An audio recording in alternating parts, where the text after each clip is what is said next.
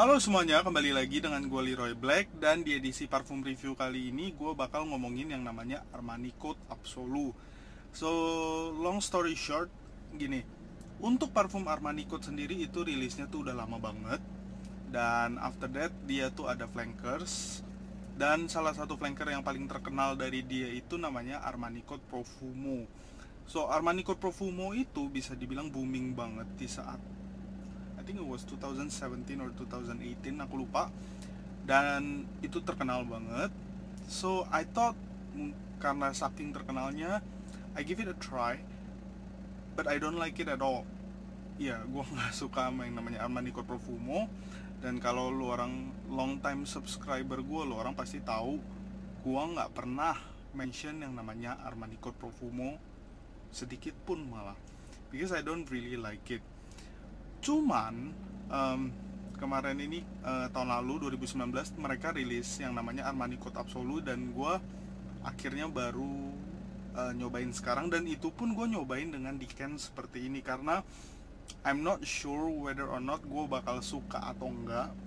Soalnya setelah dia keluarin Armani Code Profumo, dia ada yang namanya Colonia, ada yang namanya Elis, dan nggak ada yang gue suka gitu. So this one Armani Code Absolu, ya udah gue cobain.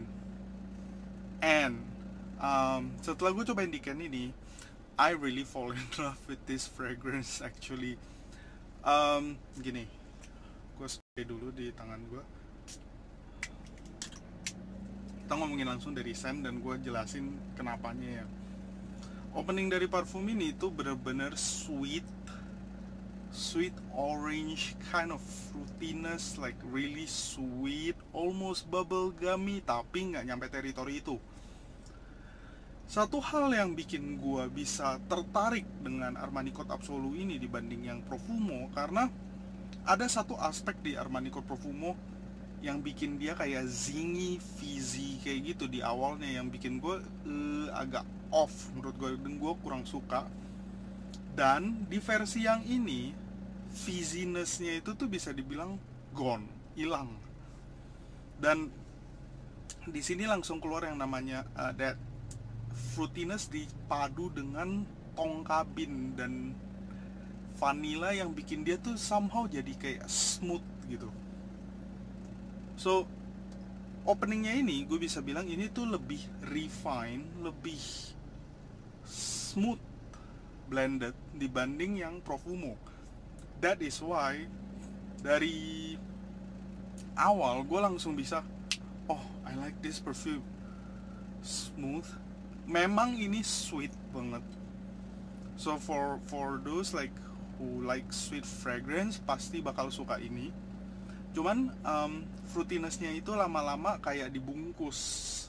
Ini gue ngomong setelah udah sekitar 5 menit, 10 menit, 15 menit, sweet fruitiness-nya itu yang agak bright, I mean like sweet and bright itu lama-lama kebungkus, kerol istilahnya, sama yang namanya vanilla dan tongkabin.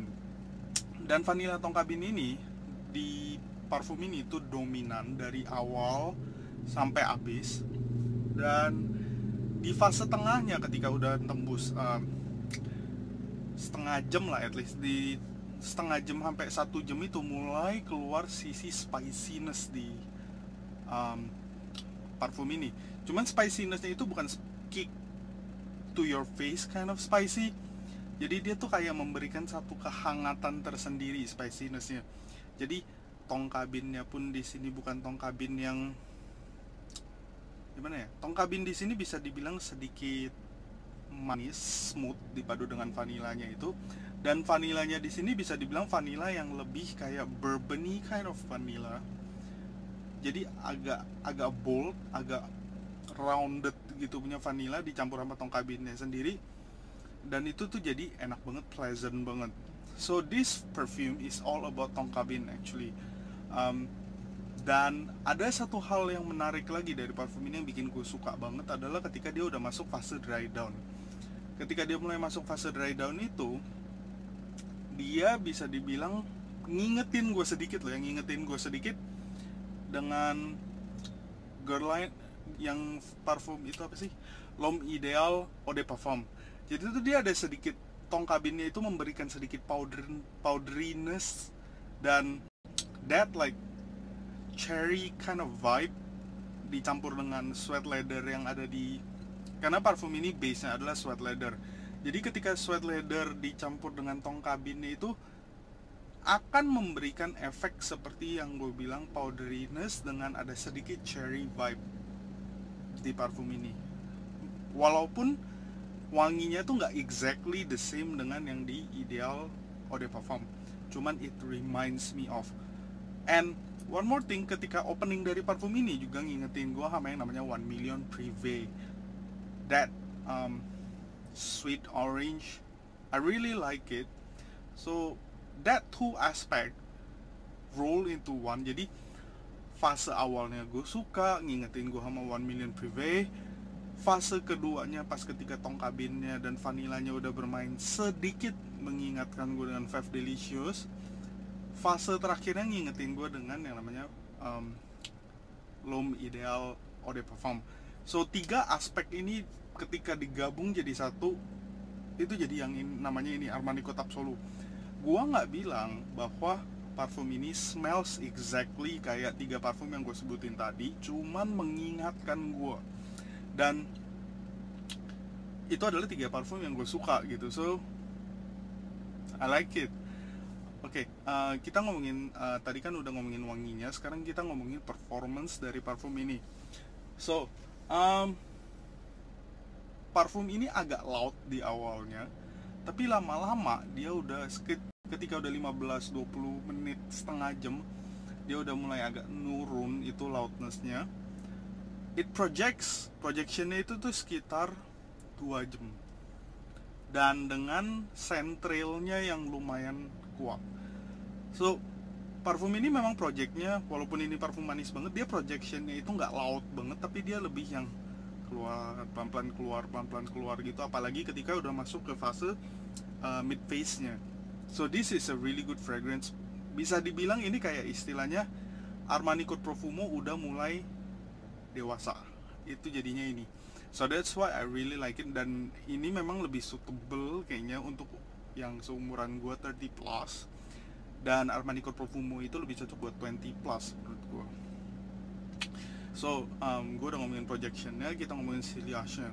Sillage dari parfum ini bisa dibilang lumayan bagus, tapi dia nggak yang really will fill the room kind of like sillage, tapi dia akan selalu lingers. That is the good stuff about this.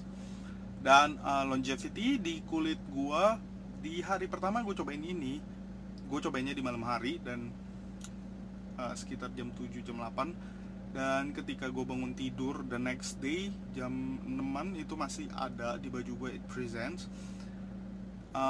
Kalau di kulit gue sendiri, ketika gue sempat pakai parfum ini buat pergi kerja, di kulit gue itu bertahan sekitar 6 jam 7 jam. That is the tricky part about this perfume actually. Di hari pertama gue pakai kerja itu di kulit gue 6-7 jam, dan ketika gue kemarin ini coba lagi untuk pergi kerja, ini bertahan lama banget, tembus 9-10 jam. Itu juga karena gue apply di di baju gue, dan gue kan kalau kerja tuh pakai jaket ya, dan ketutupan sama jaket gue juga, and it last quite long time, dari gue pagi-pagi pergi kerja sampai malam gue pulang kerja, it is there. So this is actually quite long lasting, tapi agak tricky menurut gue. In between 7 hours plus menurut gue, dia nggak yang bener-bener loud banget. So 7 to 8 hours is the average longevity for this perfume.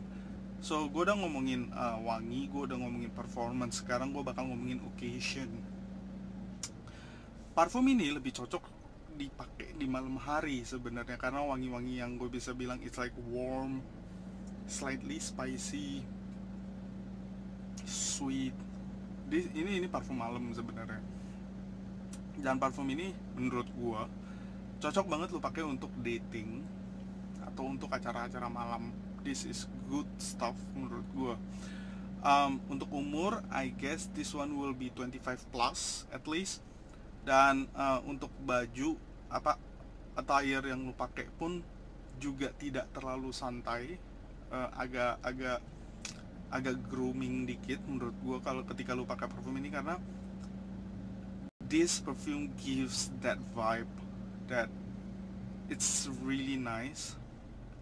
Ketika lu ngobrol sama orang, gue yakin banget orang pasti ngerasa nyaman sama lu, karena wanginya itu nggak yang istilahnya nusuk orang, nyegrak orang, enggak, tapi ini kayak alluring kayak gitu, and it's like very warm. Soalnya ini parfum malam, tapi itu nggak menutup kemungkinan kalau lu mau pakai pagi juga. Lu bisa pakai ketika untuk lu pergi kerja, but make sure di tempat kerja lu itu tuh AC-nya dingin. Karena kalau lu misalnya bawa ini untuk panas-panasan, agak kurang cocok menurut gua. Tapi kalau misalnya tempat kerja lu AC-nya dingin, kayak tempat kerja gua kan AC-nya dingin, makanya gua kenapa pakai jaket, and it's really suitable gitu. Ya, untungnya di tempat kerja gua AC-nya dingin, gua bisa pakai all kind of perfume actually. Cuman bukan parfum yang terlalu loud banget, karena itu juga akan ngeganggu orang sekeliling gua. So ya memang sih, walaupun parfum itu untuk personal enjoyment, but you need to consider orang-orang di sekitar lu. Dan being polite is always good menurut gua. So gue udah ngomongin scent, gue udah ngomongin performance, gue udah ngomongin occasion. Sekarang gue bakal ngomongin harga. Harga dari parfum ini kalau nggak salah itu sekitar 1 juta ke atas. It is not cheap. Yes, it's not a cheap fragrance karena ini Armani. But menurut gue ini tuh worth every single penny. Gue sendiri pun akan beli full bottle of this perfume. Karena di sini tuh wanginya tuh bener-bener beda banget sama yang namanya gue bilang Profumo, and this is way better than Armani Code Profumo, and it deserves a full bottle buat gue, dan gue akan beli full bottle. What else should I say? Oke, gue udah ngomongin scent, performance, occasion, price. I think parfum ini tuh readily available di marketplaces. Harusnya di Tokopedia masih ada, karena ini rilisan tahun 2019. Harusnya belum jadi barang goib. I guess that's it. So drop a comments down below kalau misalnya teman-teman udah cobain yang namanya Armani Code Absolu ini, dan let me know your thoughts about this perfume, because this perfume is really enjoyable menurut gue, karena enak banget. So thank you guys for watching this video. Until next time.